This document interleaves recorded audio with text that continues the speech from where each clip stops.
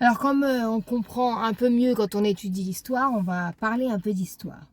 Pour Trump et Gaza, on se rappelle, après la Seconde Guerre mondiale, des centaines de milliers de Juifs ont été chassés des pays arabes après l'indépendance d'Israël, sans compensation ni statut de réfugié. Ce statut qui est héréditaire pour les Palestiniens, on le sait. Toujours après la Seconde Guerre mondiale, près de 10 millions d'Allemands ont été chassés de divers pays d'Europe centrale et orientale par les traités de Potsdam et de Yalta. Personne ne leur a demandé leur accord, évidemment. Des millions de Polonais ont été chassés de terres fertiles pour des terres pas du tout fertiles, plus à l'ouest. On parle des hindous, on parle des musulmans, on parle des musulmans du Pakistan. Pareil, chassés, on leur a pas demandé leur avis.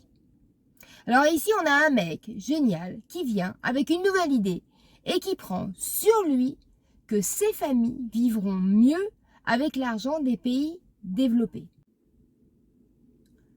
Alors la Jordanie contient plus de 70% de Palestiniens. Elle est 5 fois plus grande qu'Israël.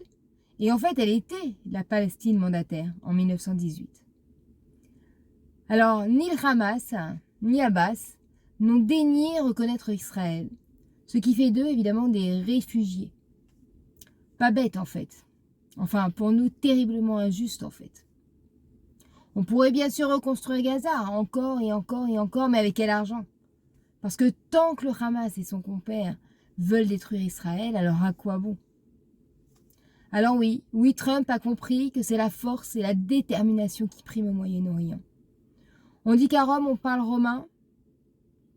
Ici, il faut parler la langue du Moyen-Orient et pas celle d'Europe. Et Trump l'a bien compris.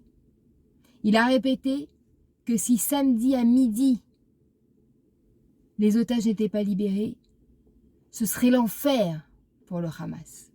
Alors il a bien compris que celui qui veut la paix, il prépare la guerre.